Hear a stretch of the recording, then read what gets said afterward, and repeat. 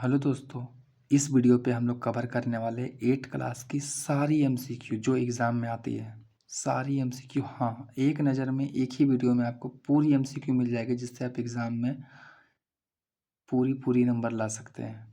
चलिए आइए देखते हैं, हम लोग सॉल्यूशन करते हैं और देखते जाते हैं। चलिए, पहला है क्वेश्चन, केंद्रक में कौन सा द्रव पाया जाता है? तो केंद्रक में कौन सा द्रव रहता है? केंद्रक में रहता है केंद्रिका द्रव। केंद्रक में केंद्रिका द्रव रहता है हम लोग का। आगे, जंतु कोशिका में क्या अनुपस्थित रहता है? जंतु कोशिका में क्या नहीं रहता है? तो कोशिका भित्ति नहीं रहता है। कोशिका भित्ति तो पौधा कोशिका में रहता है, पादप कोशिका में रहता है। जंतु कोशिका में झिल्ली रहता है हम लोग का। क्लोरोप्लास्ट किस में पाया जाता है? अच्छा, क्लोरोफिल पौधा में रहता है ना, तो क्लोरोप्लास्ट भी पौधा कोशिका में रहेगा। अमीबा एक कोशिकीय जीव है, इसके एक ही कोशिका में क्या क्या होता है? सारा काम होगा। अंतर्ग्रहण, भोजन का पाचन होगा, अवशोषण होगा, उत्सर्जन, सारा काम वो एक ही कोशिका में कर लेता है। केंद्रक को किस अभिरंजक द्वारा अभिरंजित किया जाता है? केंद्रक को क्या चीज़ से अभिरंजित करते हैं? तो सेफ्रेनिन, याद रखिएगा, सेफ्रेनिन। अगला क्वेश्चन है, हरित लवक किस में पाया जाता है? क्लोरोप्लास्ट किस में रहता है? तो हरी पत्तियों में रहेगा। क्लोरोप्लास्ट हरी पत्तियों में रहता है। अगला क्वेश्चन है, अस्पष्ट केंद्रक का अभाव किस में होता है? तो अस्पष्ट केंद्रक जीवाणु में नहीं रहता, याद रखिए, केंद्रक जीवाणु पे नहीं रहता है। सबसे छोटा एक कोशिकीय जीव का नाम, अगर एक कोशिका का जीव का नाम बोलेगा, वो भी सबसे छोटा, तो माइक्रोप्लाज्मा। ये बहुत बार सवाल पूछा है जी ये, तो इसको अच्छा से ध्यान दीजिएगा, माइक्रोप्लाज्मा। आगे, जीव की सूक्ष्मतम मूलभूत इकाई, सबसे छोटा जो इकाई है जीवन का हम लोग का, वो क्या है? तो कोशिका से ही ना जी, सारा जीव तो कोशिका से मिलकर बना हुआ है, सब कुछ कोशिका से मिलकर बना हुआ है। एक कोशिका के जीव का नाम, एक कोशिका का जीव का नाम में क्या क्या आता है? तो अमीबा हो गया, पैरामीशियम हो गया, यूग्लिना हो गया, एंट अमीबा, बैक्टीरिया हो गया, क्लेडोमोनास हो गया। ये सब सारा एक कोशिका का जीव का नाम है। एक कोशिका का छांटने के लिए देगा तो छांट लीजिएगा अच्छे से। कवक को अभिरंजित किया जाता है। कवक को क्या चीज़ से अभिरंजित करके दिखाते हैं? तो कॉटन ब्लू, नाम याद कीजिएगा, कॉटन ब्लू, अच्छे से भूलना नहीं है। पादप कोशिका में, पादप कोशिका में क्या अनुपस्थित रहता है? पौधा कोशिका में क्या चीज नहीं रहता है? तो लाइसोसोम। लाइसोसोम जंतु कोशिका में रहता है, जिसको आत्महत्या थैली भी बोलते हैं। आगे, जंतु कोशिका में अनुपस्थित रहता है। जंतु कोशिका में क्या अनुपस्थित रहता है? प्लेस्टिड। प्लेस्टिड पौधा कोशिका में पाया जाता है। आइए आगे देखते हैं हम लोग। पौधों का हरा रंग का कारण, हरा रंग क्यों रहता है? क्योंकि पौधों में क्लोरोफिल पाया जाता है, क्लोरोप्लास्ट रहता है। जंतु के शरीर में पाई जाने वाली सबसे लंबी कोशिका, तो हम लोग के शरीर में सबसे लंबी कोशिका तंत्रिका कोशिका है। शरीर में तंत्रिका कोशिका का जाल फैला हुआ है। कोशिका की खोज किसने की? तो रॉबर्ट हुक ने किया था, 1665 में किया था। ये भी याद करने का चीज़ है। कोशिका में गुणसूत्र कहाँ पाए जाते हैं? तो गुणसूत्र हम लोग का केंद्रक में पाए जाते हैं। कौन? पादप अभिरंजक है। पादप अभिरंजक कौन है? सेफ्रेनिन। सेफ्रेनिन याद रखिएगा। सजीव की संरचनात्मक और कार्यात्मक इकाई क्या है? काम करने वाला इकाई क्या है? छोटा आदमी हम लोग का क्या है शरीर में जो काम करता है? तो कोशिका। हम लोग का शरीर का सबसे छोटा लेवल का जो अंग है वो कोशिका है, वही काम करता है पूरा हम लोग का शरीर में। आगे देखते हैं, कोशिका का नाम किस वैज्ञानिक ने सर्वप्रथम दिया? तो रॉबर्ट हुक ने दिया था। कोशिका का ऊर्जागृह किसको बोलते हैं? या तो ऊर्जा का गिरी का जगह में आपको बिजली का घर भी बोल सकता है। बिजली घर किसको बोलते हैं? कोशिका का। तो बिजली घर माइटोकॉन्ड्रिया को बोलते हैं। आगे, पादप कोशिका का सबसे बाहरी आवरण, अगर पौधा कोशिका में देखिएगा तो कोशिका झिल्ली, कोशिका भित्ति, और जंतु कोशिका में झिल्ली रहता है। पौधा कोशिका मजबूत रहता है ना, कोशिका भित्ति रहता है, और हम लोग में कोशिका झिल्ली रहता है जंतु में। प्रोटीन का संश्लेषण कहाँ पे होता है? तो राइबोसोम, यही प्रोटीन का संश्लेषण करता है। जो राइबोसोम है कोशिका में, ये प्रोटीन का संश्लेषण करता है। आगे, कोशिका कितनी प्रकार की होती है? या तो पूछेगा कोशिका के आधार पर जीव कितने प्रकार के होते हैं? तो दो प्रकार के, एक कोशिका के जीव और एक बहुकोशिकीय जीव। किस कोशिकांग को आत्महत्या थैली, आत्महत्या थैली किसको बोलते हैं? ये सवाल भी बहुत बार पूछता है, इस सबको अच्छे से ध्यान दीजिएगा जी। लाइसोसोम, आत्महत्या थैली बोलते हैं लाइसोसोम को। कोशिका का द्रव के बीच खाली संरचना को क्या कहते हैं? तो उसको रिक्तिका बोलते हैं। खाली स्थान को रिक्तिका बोलते हैं। ऐसे भी याद कीजिए जी, खाली स्थान भरिए को रिक्त स्थान भरिए लिखा रहता है कि नहीं एग्जाम में, तो खाली स्थान को रिक्तिका। कोशिका में जेली जैसा प्रक्रम क्या होता है? जेली जैसा वाला क्या बोलते हैं? तो उसको कोशिका द्रव बोलते हैं। जो जेली जैसा रहता है उसको कोशिका द्रव बोलते हैं। आइए अब आगे चलते हैं। आइए दोस्तों अगला क्वेश्चन देखते हैं। सजीव में अनुवांशिक गुणों का वाहक कौन है? अनुवांशिक गुणों को मतलब हम लोग का माता पिता का गुण को जो हम लोग में लाता है वो लाता कौन है? तो जीन लाता है, जीन पाया जाता है हम लोग का। किस धातु को चाकू से काट सकते हैं? अब धातु व धातु का क्वेश्चन आ गया। तो किस धातु को काट सकते हैं? सोडियम और पोटेशियम, ये दोनों धातु को हम लोग आसानी से चाकू से काट सकते हैं, वो भी पनीर के जैसा। किस धातु का प्रयोग खाद्य पदार्थ को पैक करने में होता है? इसका जवाब कैसे नहीं जानिएगा जी। चौमीन सारा कोई खाता है, चौमीन चिल्ली पैक करा के लाते हैं, एल्यूमिनियम का डब्बा में देता है पैक करके। तो खाद्य सामग्री का पैक करने में एल्यूमिनियम का उपयोग होता है। चमकदार अधातु का नाम बताइए। अधातु जो चमकदार है, आयोडीन।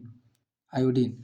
धातुओं का गुण, धातु का अधातु का। धातु का गुण याद कीजिए ना, धातु में नहीं नहीं लग जाएगा। धातु में याद किए, धातु चमकदार होता है। सॉरी यहाँ क छूट गया जी। चमकदार होता है।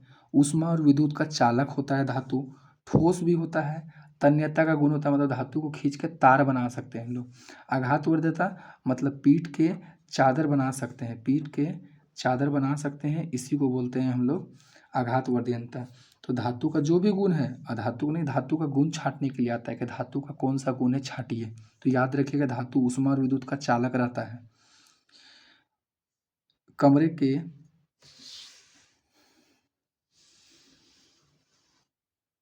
अब अगला पढ़ते हैं कि कमरे के ताप पर द्रव अवस्था में पाई जाने वाली धातु। अगर धातु पूछेगा तो पारा हो जाएगा, और अगर अधातु पूछता कि पिघला हुआ अधातु बताइए कमरे के तापमान पर, तो ब्रोमीन हो जाएगा। याद रखिएगा, धातु का नाम बोले तो पारा, अधातु बोले तो ब्रोमीन। विद्युत का चालन करने वाले अधातु का नाम, ऐसा अधातु बताइए जो विद्युत का चालन करता हो। अरे ग्रेफाइट, पेंसिल, पेंसिल देखे हैं ना, पेंसिल को कभी भूल कर भी किसी बोर्ड में मत डालिएगा, झटका लग जाएगा बिजली का। वो ग्रेफाइट का रहता है, अधातु है लेकिन वो बिजली का चालक है वो। धातुओं के ऑक्साइड की प्रकृति, ये पूछता है भाई, इसको याद करना अच्छे से जी। धातुओं के ऑक्साइड की प्रकृति कैसा होता है? क्षारीय रहता है। और अधातु बोले तो ये अम्लीय रहता है। अधातु के ऑक्साइड की प्रकृति अम्लीय रहता है। सबसे अधिक क्रियाशील धातु कौन है?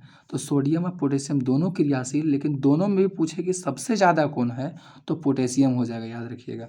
और कमरे के ताप पे द्रव अवस्था में रहने वाली अधातु का नाम देखिए, अभी हम ऊपर ही बता चुके हैं। अधातु में क्या आएगा? ब्रोमीन आ जाएगा। एक अधातु जो कठोर होता है, एक अधातु जो बहुत कठोर, या तो पूछेगा कठोरतम पदार्थ का नाम बताइए, तो क्या है? हीरा है। याद रखिए, कठोरतम पदार्थ का नाम हीरा है। आइए अब आगे देखते हैं दोस्तों। सबसे क्रियाशील अधातु, सबसे क्रियाशील अधातु का नाम पूछ रही। फॉस्फोरस, खुद में आग पकड़ लेगा ये जल्दी से, फॉस्फोरस। विद्युत की सबसे अधिक चालक धातु कौन है? चांदी। चांदी सबसे अच्छा चालक है। विद्युत इतना ज़्यादा इससे प्रवाहित होगा ना, चांदी। चांदी के तारे में बहुत ज़्यादा करंट लगेगा। ठंडे जल के साथ, ठंडे जल के साथ तेजी से अभिक्रिया करता है कौन? तो सोडियम और पोटेशियम। सोडियम और पोटेशियम ये दोनों ठंडे जल के साथ तेजी से अभिक्रिया करता है और आग जल जाता है। इस सबको पानी में भी डालने से आग जल जाता है। ईस्ट का उपयोग किसके उत्पादन में किया जाता है? तो ईस्ट का उपयोग करते हैं एल्कोहल के निर्माण में। ईस्ट का उपयोग एल्कोहल के निर्माण में ही करते हैं। कौन प्रतिजैविक है? प्रतिजैविक का मतलब होता है रोगों से लड़ने के लिए हम लोग का शरीर में जो इंजेक्शन लिया जाता है उसी को प्रतिजैविक बोलते हैं। जैसे हम लोग बच्चे में बहुत पोलियो का दवा पिए, वो भी एक प्रतिजैविक है। तो कौन प्रतिजैविक है? तो प्रतिजैविक का नाम है स्ट्रेप्टोमाइसिन, इसको याद कीजिएगा। और पूछेगा सूक्ष्म जीव कहाँ पाए जाते हैं? सूक्ष्म जीव कहाँ कहाँ रहते हैं? तो भाई सूक्ष्म जीव सब जगह रहेगा, जल में भी रहेगा, वायु में भी रहेगा, मिट्टी में भी, सब जगह सूक्ष्म जीव रहता है। तो ऑप्शन में रहेगा जल, वायु, मिट्टी, इनमें से सभी। तो इनमें से सभी में मारिएगा टिक।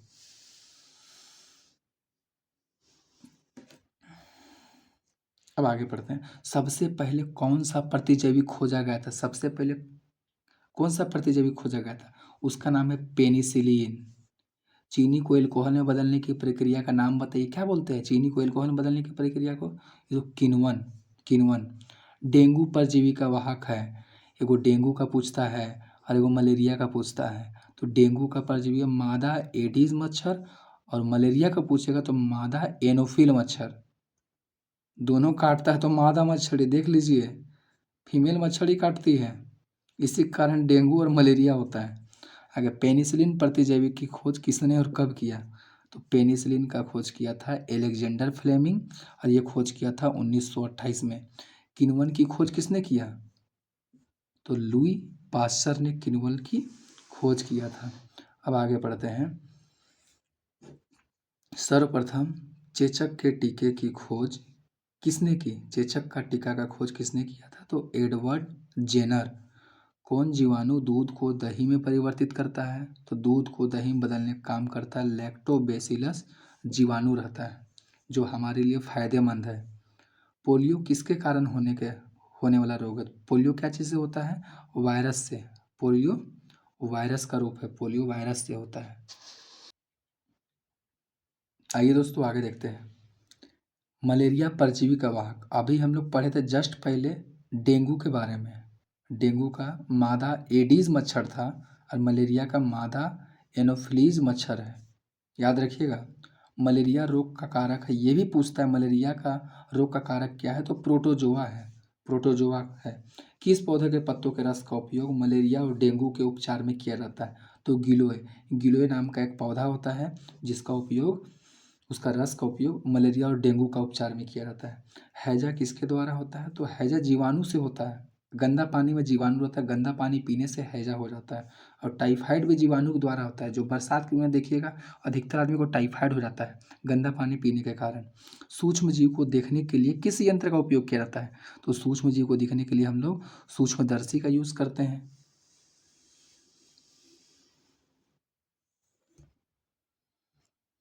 आगे, ब्रेड या इडली फूल जाती है, इसका क्या कारण है? तो ब्रेड या इडली में ईस्ट कोशिकाओं की वृद्धि होने के कारण ईस्ट कोशिका रहता है। बीमारी पैदा करने वाली सूक्ष्म जीवों को नष्ट करने वाली औषधि को क्या बोलते हैं? उसी को तो प्रतिजैविक बोलते हैं। बीमारी पैदा करने वाले सूक्ष्म जीव को खत्म करने के लिए तो प्रतिजैविक लेते हैं हम लोग। पोलियो क्यों पीते हैं बचपन में? पोलियो का जो भी सूक्ष्म जीव होगा वो नष्ट हो जाएगा इसलिए। नाइट्रोजन का वायुमंडल से मिट्टी, पौधे तथा जंतु में परिवहन की संपूर्ण प्रक्रिया क्या कहते हैं? तो नाइट्रोजन का चक्र बोलते हैं। नाइट्रोजन घूमता रहता है पूरा हम लोग का पर्यावरण में। विद्युत धारा उत्पन्न करता है, विद्युत धारा क्या क्या उत्पन्न करता है? ऊष्मीय प्रभाव की, चुंबकीय प्रभाव की, रासायनिक प्रभाव, सब उत्पन्न करता है। ऊष्मीय प्रभाव भी, अरे आयरन, आयरन चलाते हो ना जी, ऊष्मा निकलता है कि नहीं? चुंबकीय प्रभाव, चुंबक भी निकलता है, आदमी को खींच लेगा वो। रासायनिक प्रभाव, तीनों प्रभाव निकालता है विद्युत धारा। कौन सा घोल विद्युत का कुचालक है? कौन सा कुचालक है? तो कुचालक होता है आसुत जल, जो शुद्ध जल रहता है वही विद्युत का कुचालक कुचालक होता है। विद्युत लेपन में किस धातु का प्रयोग किया जाता है? तो विद्युत लेपन में क्रोमियम का प्रयोग किया जाता है। क्रोमियम, क्रोमियम का उपयोग किया जाता है। क्रोमियम, जैसे साइकिल का घंटी देखिएगा चमकता है, वो क्रोमियम का रहता है। विद्युत का सुचालक कौन कौन हो जाएगा जी? सभी धातु, लोहा, तांबा, सोना, चांदी, जल, नींबू, पानी, ग्रेफाइट, ये सब क्या है? विद्युत का सुचालक। लेकिन अभी हम लोग जस्ट पढ़े थे विद्युत का सबसे अच्छा सुचालक, सबसे अच्छा कौन था? सबसे अच्छा, सबसे अच्छा था चांदी जी, सबसे अच्छा चांदी था, याद रखिएगा। सबसे अच्छा चालक पूछेगा तो चांदी, बाकी सब सारा है।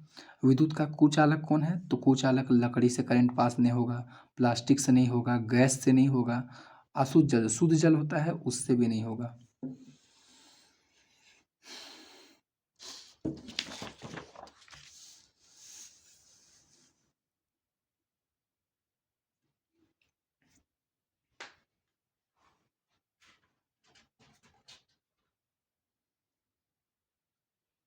आगे पढ़ते आइए। विद्युत धारा के किस गुण का उपयोग विद्युत बल्ब में होता है? विद्युत बल्ब में किस गुण का उपयोग होता है? ऊष्मीय प्रभाव, ऊष्मा निकलता है वहाँ से, विद्युत बल्ब से। विद्युत धारा की सहायता से किसी धातु की सतह पर इच्छित धातु की परत जो चढ़ाते हैं, निक्षेपित करते हैं, उसको क्या बोलते हैं? विद्युत लेपन बोलते हैं। जिसका हम जस्ता का परत चढ़ाने के मन जस्ता का चढ़ा देते हैं, क्रोमियम का परत चढ़ाने, क्रोमियम का, हम लोग तो सोना चांदी सब चीज़ का परत चढ़ाते हैं जी आजकल। खाद्य पदार्थों को संरक्षित करने के लिए लोहे के डिब्बों पर किस धातु? तो याद रखिएगा, लोहा का डिब्बा में लोहा का डिब्बा सब हो गया, लोहा का पुल सब हो गया, उस सबको टीन का विद्युत लेपन किया जाता है, टीन का। इलेक्ट्रॉनों के प्रवाह को क्या कहते हैं? तो विद्युत धारा। विद्युत धारा में इलेक्ट्रॉन प्रवाहित होता है, विद्युत धारा में इलेक्ट्रॉन प्रवाहित होता है। अब आइए हम लोग जीव विज्ञान का देखते हैं कुछ क्वेश्चन। आंतरिक निषेचन कहाँ होता है? आंतरिक मतलब अंदर। आंतरिक निषेचन मादा के शरीर के अंदर में होता है, उसको निषेचन बोलते हैं, आंतरिक निषेचन। हाइड्रा में जनन किस विधि द्वारा होता है? तो हाइड्रा में मुकुलन द्वारा होता है। और अमीबा में द्विखंडन, याद रखिएगा, अमीबा अमीबा अमीबा दो भाग में बढ़ता है। अमीबा में द्विखंडन द्वारा जन्म होता है। वो एगो अमीबा दो भाग में बढ़ जाता है और अपने संतति को जन्म देता है। अंडाणु तथा शुक्राणु के संलयन को क्या कहते हैं? तो निषेचन कहते हैं। अंडाणु शुक्राणु के संलयन को निषेचन। एक युग्मनज में पाए जाने वाले केंद्रकों की संख्या, केंद्रक कै गो होगा? एक ही गो, एक गो से ज़्यादा थोड़ी रहेगा भाई केंद्रक, एक ही केंद्रक रहता है सब में। टेडपोल किस प्रक्रम द्वारा वयस्क होता है? तो टेडपोल में कायांतरण होता है। कायांतरण किसको बोलते हैं? तो कायांतरण बोलते हैं कि वैसा प्रक्रिया जिसमें कोई भी जीव छोटा से लेकर जब बड़ा होता है तो उसका हर चरण में अलग अलग दिखता है उसका शरीर, उसको कायांतरण बोलते हैं। जैसे मेंढक को देखिएगा, वो छोटा में मछली जैसा दिखता है। हाँ, तो कायांतरण दो चीज में होता है।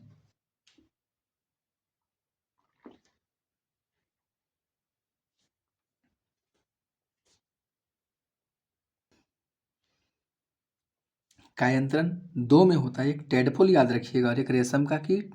रेशम का कीट तो बच्चा से तितली बन जाता है, तितली के बाद रेशम का कीड़ा बनता है। आगे का सवाल है, द्विखंडन द्वारा जन्म किस में होता है? अभी बताएं। द्विखंडन अमीबा में होता है। एक अमीबा दो भाग में बंट के अपना संतति को जन्म देता है। सजीवों की पीढ़ी दर पीढ़ी निरंतरता के लिए क्या हो सके? अगर पीढ़ी दर पीढ़ी हम लोग को बचाना है तो क्या करना पड़ेगा? जनन। जनन, अपनी जैसे संतति को जन्म देना पड़ेगा। जरायुज जंतु, जरायुज किसको बोलते हैं? जो बच्चे देते हैं। और अंडप्रजक, जो अंडा देते हैं। जरायुज जंतु, जिसका कान दिखता है ना वास्तव में बाहर, उसको जरायुज जंतु बोलते हैं। जैसे में मनुष्य, गाय, शेरनी, बकरी आदि। हाँ, तो ये सब जरायुज जंतु हैं। अब पढ़ते हैं अंडप्रजक जंतु, अभी देखते हैं। आइए अब आगे देखते हैं बच्चों, जंतुओं में जनन की कितनी विधियां हैं? जंतु में जनन का दो गो विधि है, एक लैंगिक और एक अलैंगिक। लैंगिक में जनन के लिए दो जनक की आवश्यकता होती है, अलैंगिक में एक ही जनक। बाह्य निषेचन कहाँ होता है? मादा के शरीर के बाहर। अब बाह्य निषेचन कहाँ कहाँ होता है? एक मछली, एक मेंढक। मछली बाहर में अंडा देता है, तब उसका नर मछली आके अपना शुक्राणु छोड़ता है वहाँ। उसी तरह मेंढक में भी होता है। नर और मादा युग्मक मिलकर क्या बनाते हैं? युग्मनज। नर और मादा युग्मक मिलकर युग्मनज बनाते हैं। जो जंतु अपने जैसे बच्चों को जन्म देते हैं उसको जरायुज बोलते हैं, और जो अंडे देकर बच्चे पैदा करते हैं उसको अंडप्रजक। तो ये तो आसान है जी, जो बच्चा देगा उसको जरायुज, जो अंडा देगा उसको अंडप्रजक बोलते हैं। इसका में तो कन्फ्यूजन का दिक्कत ही नहीं है इसका में। आगे पढ़ते हैं, अंडप्रजक जंतु का नाम। अंडा देने वाले जंतु का नाम नहीं जानिएगा? मुर्गी, मेंढक, छिपकली, ये सब अंडा देता है। बत्तख। शुष्क मौसम में बालों पर कंघी करने से वह बिखर जाता है, इसका क्या कारण है बताइए? स्थिर वैद्युत बल होता है, स्थिर वैद्युत बल, उसी के कारण बिखर जाता है। संपर्कित बल, संपर्कित बल उसको बोलते हैं कि छांटने के लिए आता है कौन संपर्कित बल है और कौन असंपर्कित बल है, कौन असंपर्कित है और कौन संपर्कित है। संपर्कित, जिसका में ताकत लगाने के लिए हम लोग को टच करने की आवश्यकता पड़े, जैसे हम घर्षण बल, अभी हम लिख रहे हैं तो पेन और कॉपी में टच हो रहा है तो घर्षण बल, ये संपर्कित बल है। पेशीय बल, अपने जो मांसपेशी से बल लगाते हैं किसी में, तो वो संपर्कित बल है। असंपर्कित, बिना टच किए अगर ताकत लगा देंगे बल तो वो असंपर्कित। जैसे में गुरुत्वीय बल, पृथ्वी खींच रहा है ना जी सबको। चुंबकीय बल, स्थिर वैद्युत बल, चुंबकीय बल दूर से ही खींच लेगा, तो ये असंपर्कित बल है। आगे बल क्या होता है? तो बल का परिमाण और दिशा दोनों रहता है, इसलिए बल को सदिश राशि बोलते हैं। बल को क्या बोलते हैं? सदिश राशि। आगे पढ़ते हैं, भार का मात्रक क्या है? तो भार का मात्रक न्यूटन भी होता है, किलोग्राम भी होता है। देख लीजिएगा ऑप्शन में क्या रहेगा। दाब का मात्रक है, दाब का मात्रक पास्कल है, पास्कल। और पास्कल को बोलते हैं न्यूटन प्रति वर्ग मीटर, मतलब न्यूटन पर मीटर स्क्वायर, इसी को बोलते हैं पास्कल। पास्कल का मात्रक पूछते हैं 1 पास्कल में कितना होता है, तो यही होता है न्यूटन पर मीटर स्क्वायर, पास्कल को ही बोलते हैं। अच्छा, बल का ऐसा मात्रक क्या होता है, बल का ऐसा मात्रक न्यूटन होता है, बल का मात्रक न्यूटन होता है।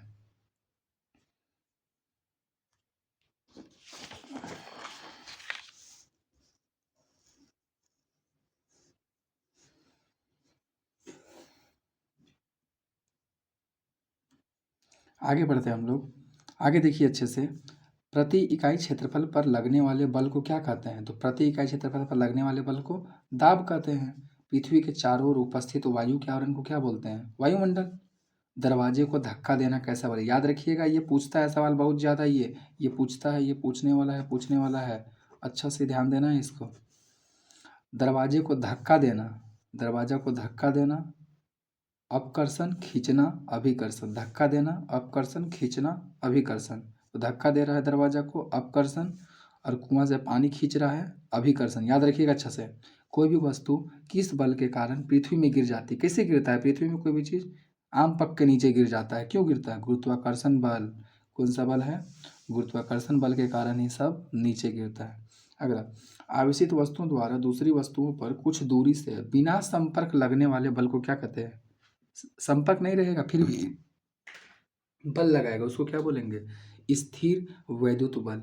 स्थिर वैद्युत बल। जमीन पर बिखरे लोहे की पिनों को इकट्ठा करने के लिए किस बल का उपयोग किया जाता है, तो लोहा का पिन है तो चुंबक के बल लगाएंगे, चुंबक बल लगाएंगे तब ना खींच लेगा ये तुरंत आराम से। दहन के लिए आवश्यक शर्त क्या है, कोई भी चीज़ को जलाना है तो क्या क्या शर्त बोलिएगा, आप बोलिएगा जलने ला हमको पदार्थ दो, अब पत्थर दे देंगे तो जला दीजिएगा, दहनशील पदार्थ चाहिए, उसके अलावा वायु भी चाहिए, बिना हवा का तो जलेगा नहीं, ज्वलन ताप की प्राप्ति होना चाहिए, अगर ज्वलन ताप नहीं मिलेगा तो कहाँ से, एगो माचिस दे देंगे और बड़ा सा लकड़ी दे देंगे, जला नहीं सकिएगा माचिस से, नहीं, ज्वलन ताप की प्राप्ति भी होना चाहिए, ये सब तीनों चीज़ आवश्यक शर्त है। याद रखें, किसी ईंधन का ऊष्मीयमान सबसे अधिक होता है, सबसे अधिक किसका होता है, हाइड्रोजन। अरे हाइड्रोजन का ऊष्मीयमान इतना ज़्यादा रहता है ना कि हाइड्रोजन का उपयोग बम बनाने में करता है आदमी सब, और तो इसका बम बनाने में कर देता है इसका उपयोग। आगे बढ़ते हैं, दहनशील पदार्थ है, दहनशील बोलते हैं जलने वाला पदार्थ को, कौन कौन जलता है, लकड़ी जलता है, गैस जलता है, पेट्रोल आता है, किरोसिन आता है। इसमें ऑप्शन देके पूछता है कौन दहनशील पदार्थ नहीं है, और ऑप्शन में वो डाल देगा पत्थर, तो पत्थर को साइड करके निकाल दीजिएगा, उसमें टिक कर दीजिएगा, वो नहीं जलने वाला चीज़ है। खाना पकाने के लिए सबसे अच्छा ईंधन कौन है, खाना पकाने का सबसे अच्छा है एलपीजी, जो अभी घर घर यूज वाला योजना के तहत सबके घर में मिल चुका है। दहन के लिए कौन सी गैस आवश्यक है, जलने के लिए क्या गैस चाहिए बताइए, ये तो सभी जानते हैं, जलने के लिए भी ऑक्सीजन और आदमी का श्वास लेने के लिए भी ऑक्सीजन गैस चाहिए, यही है हम लोग का। ठीक है, ईंधन के ऊष्मीय मान का मात्रक क्या होता है, तो ईंधन के ऊष्मीय मान का जो मात्रक होता है किलो जूल पर केजी, किलो जूल पर केजी होता है। आगे, तेल में लगी आग को किस अग्निशामक द्वारा बुझाया जाता है, तेल में आग लगा हुआ है तो कार्बन डाइऑक्साइड डालेंगे, कार्बन डाइऑक्साइड से बुझता है, कार्बन डाइऑक्साइड गैस रहता है उसके अंदर में। विश्व उष्णन की समस्या किस कारण से हो रही है, तो विश्व उष्णन जो हम लोग का ग्लोबल वार्मिंग, पृथ्वी जो गर्म हो रहा है कार्बन डाइऑक्साइड के कारण ही हो रहा है। आग जला रहे हैं, गाड़ी से निकल रहा है, मोटर से, फैक्ट्री से निकल रहा है, उसी कारण गर्म हो रहा है पृथ्वी हम लोग का धीरे धीरे। लकड़ी का जलना किस प्रकार का दहन है, मंद दहन, धीरे धीरे जलेगा लकड़ी, एकदम धीरे धीरे जलेगा। आगे पूछा है स्वतः दहन का उदाहरण, जो अपने से जलेगा, फॉस्फोरस, फॉस्फोरस अपने से जलता है। विस्फोट का उदाहरण, विस्फोट जो अचानक से आवाज करके जलेगा, पटाखा का दहन हो गया, पटाखा हो गया। आदर्श ईंधन के क्या क्या गुण होना चाहिए बताइए तो, आदर्श ईंधन ये छांटने के लिए देता है, आदर्श ईंधन के गुण कौन नहीं है बोल के ऑप्शन देता है, यह महंगा होता है तो महंगा को छांट दीजिए, महंगा नहीं होना चाहिए भाई। आदर्श ईंधन है ना, आदर्श ईंधन अच्छा ईंधन उसी को बोलेंगे जो सस्ता है, सहज उपलब्ध हो, आसानी से मिल जाए और अत्यधिक उष्मा दे, इसी को बोलते हैं आदर्श ईंधन। और उष्मा ही नहीं देगा उसको अच्छा बोलेंगे ना। एलपीजी का पूरा नाम लिक्विफाइड पेट्रोलियम गैस, लिक्विफाइड को हम लोग द्रवित भी बोलते हैं, अच्छा से देखिएगा, हाँ द्रवित पेट्रोलियम गैस भी इसको बोल दिया जाता है, तो अच्छा से देखिएगा। एलपीजी का जलना कैसा है, ये तीव्र दहन, एलपीजी बहुत तेजी से जलता है। मोमबत्ती की ज्वाला का मध्य भाग,